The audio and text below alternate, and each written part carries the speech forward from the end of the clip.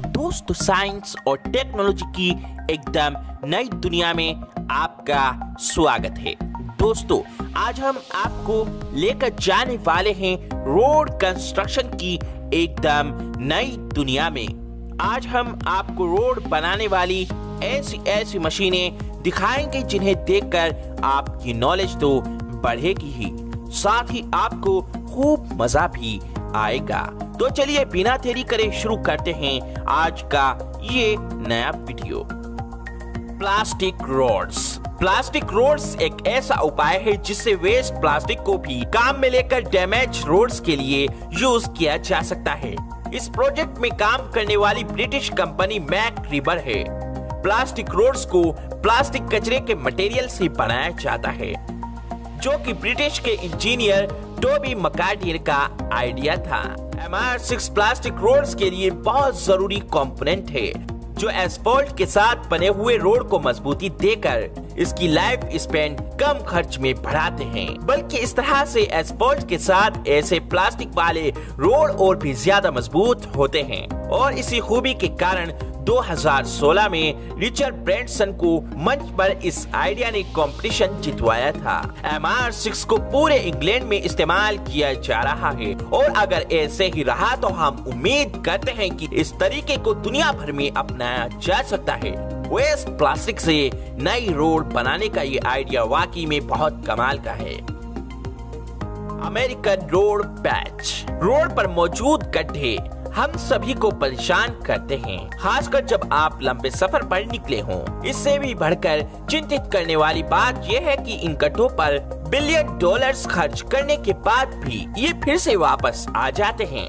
इस समस्या के कारण रोड की मरम्मत के मौजूदा सारे तरीके असफल रहे हैं। और दूसरी बात ये कि अभी तक गवर्नमेंट ने रोड के लिए अमेरिकन रोड पैच को इस्तेमाल नहीं किया है। American road patch asphalt, polymer और जियोसिंथेटिक फाइबर ग्लास द्वारा बनाया गया एक नए अंदाज का मटेरियल है, जिसे यूनाइटेड स्टेट और कनाडा में एक नामी कंपनी मैन्युफैक्चर करती है।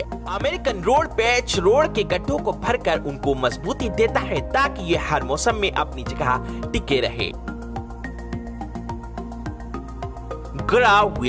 ग्राविले को यूज करने के लिए आपके पास बहुत सारी वजह हो सकती हैं। कम खर्च, उम्दा काम और स्पीड के अलावा जहां तक हो सकता है कि ग्राविल कंपनी के बहुत ही प्रोटेक्टिव रही है। ग्राविले पर लादा गया मटेरियल बिना रुके और स्मूथली जमीन पर फैलता जाता है। ग्राविले को यूज करना बहुत आसान है और साइज में ये आम मलबे वाली ट्रॉली के जितना ही होता है, पर कम खर्च और फुर्ती के मामले में ये उनसे 3 गुना ज्यादा तेज है। और ये आपके लिए मलबे को फैलाने वाली सारी समस्याओं को अपने अंदाज में पूरी तरह से निपटा देती है।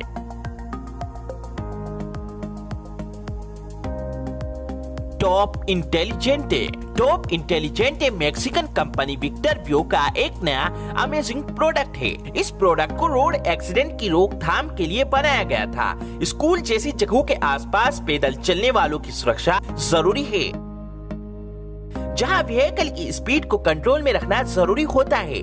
इसीलिए वहां पर इस पंप को इंस्टॉल किया जा सकता है।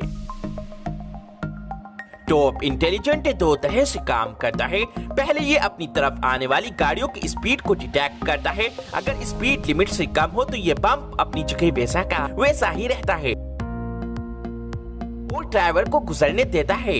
और बेटर सेफ्टी के लिए इसका एक स्पेशल मोड होता है, जो ड्राइवर्स को बताता है क्या वो इसी स्पीड पर सीधा निकल सकता है या फिर पंप उनको रोकने वाला है। इसके अलावा टॉप इंटेलिजेंटे में बहुत ज्यादा फायदे हैं, जो पैदल चलने वाले और ड्राइवर्स दोनों को सुरक्षित रखते हैं। रोड वाइडनर को रोड वाइडनर LLC ने बनाया है, एक ऐसी कंपनी जो मॉडर्न सॉल्यूशन देने के लिए डेडिकेटेड है। रोड वाइडनर का सारा काम स्टेप बाय स्टेप अंदाज में होता है ताकि आपको बेहतरीन रिजल्ट मिले। इस मशीन को यूज करने के लिए पहले तो जितना हो सके इसको रोड के करीब ठहरा लें, फिर इसमें मटेरियल डालकर हाइड्रोलिक सिस्टम को चालू कर दें। फिर जब ये हो जाए तो ये ख्याल रहे कि मटेरियल फैलाने के लिए मशीन का साइड वाला हिस्सा रोड के हिसाब से बराबर एडजस्ट हो चुका हो, ताकि मशीन के चलते हुए हीट सही मात्रा में फैलती जाए। रोड वाइडनर द्वारा काम करते हुए क्लियर विजिबिलिटी के लिए रोड के किनारे गैप को बढ़ाया भी जा सकता है ताकि रिजल्ट में कोई गड़बड़ी ना हो। बीव रोड टेक्नोलॉजी में बीव हाई स्पीड बम्प अब तक का लेटेस्ट प्रोडक्ट है जो ड्राइवर्स को लिमिट से ऊपर तेज ड्राइव करने से रोकता है।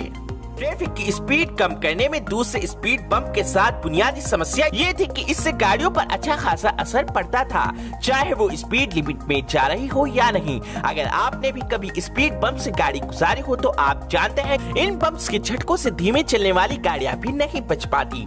बेव ने बम्प्स की बनावट में सुधार किया है और एक नॉन न्यूटोनियन फ्लूइड को इस्तेमाल करते हुए एक बहुत दिलचस्प रोड बम्प्स बनाया है। इस बम्प्स की फ्लूइड सब्सटेंस की खासियत यह है कि ये नॉर्मल कंडीशन में ये फ्लूइड जैसे काम करता है, लेकिन जब इसे कहीं से प्रेशर मिलता है तो इसमें सख्ती आ जाती है। इसका मतलब ये है कि जब गाड़ियां धीमी स्पीड में आ रही हो तो इसके ऊपर से आसानी से जा सकती हैं, लेकिन अगर व्हीकल्स स्पीड लिमिट से ज्यादा तेज आ रही हो तो ऐसे में बेव अपनी जगह सख्त हो जाता है और फिर ड्राइवर को स्लो होना पड़ता है। ट्रैफिक कंट्रोल में बेटर परफॉर्मेंस के अलावा बेव बहुत मजबूत, एनवायरनमेंट फ्रेंडली और डैमेज प्रूफ सॉल्यूशन है। कर्ब रोलर मशीन को इस तरह मजबूत बनाया गया है कि ये ज्यादा समय तक चलती रहे।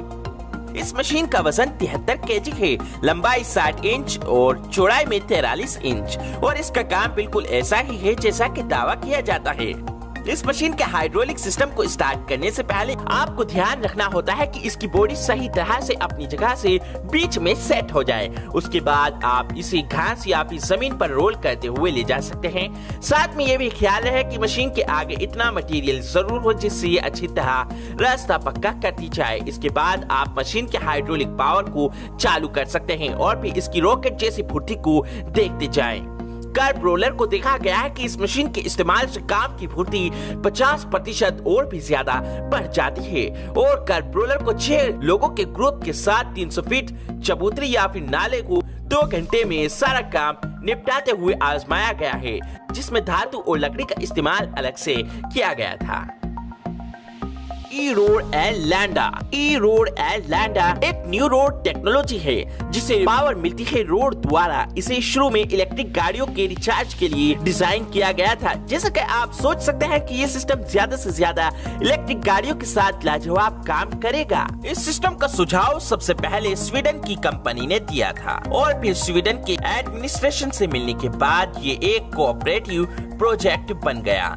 कई सक्सेसफुल टेस्ट के बाद इस प्रोजेक्ट में कमर्शियल ट्रक्स को यूज किया जा रहा है और इस समय 10 किलोमीटर के टेस्ट ट्रैक पर तकरीबन 2 किलोमीटर की रेल्स को बिछाया जा चुका है, जिससे उम्मीद दिखती है कि आने वाले समय में ये टेक्नोलॉजी और बढ़ेगी और जब बची हुई 8 किलोमीटर तक की रेल पूरी तरह लगा दी जाएगी तो फिर फ्यूल का चक्कर खत्म हो जाएगा और इसके बाद आसानी से कार्गो को रोड पर इलेक्ट्रिक रोड द्वारा एयरलैंडा एयरपोर्ट से रोजर्सबर्ग तक आसानी से पहुंचाया जा सकेगा।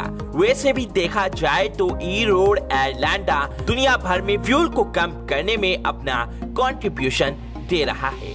तो दोस्तों यहाँ पर आपका ये वीडियो समाप्त हुआ और आपको ये वीडियो कैसी लगी हमें कमेंट में जरूर बताएं और वीडियो को लाइक शेयर और चैनल को सब्सक्राइब भी जरूर करें।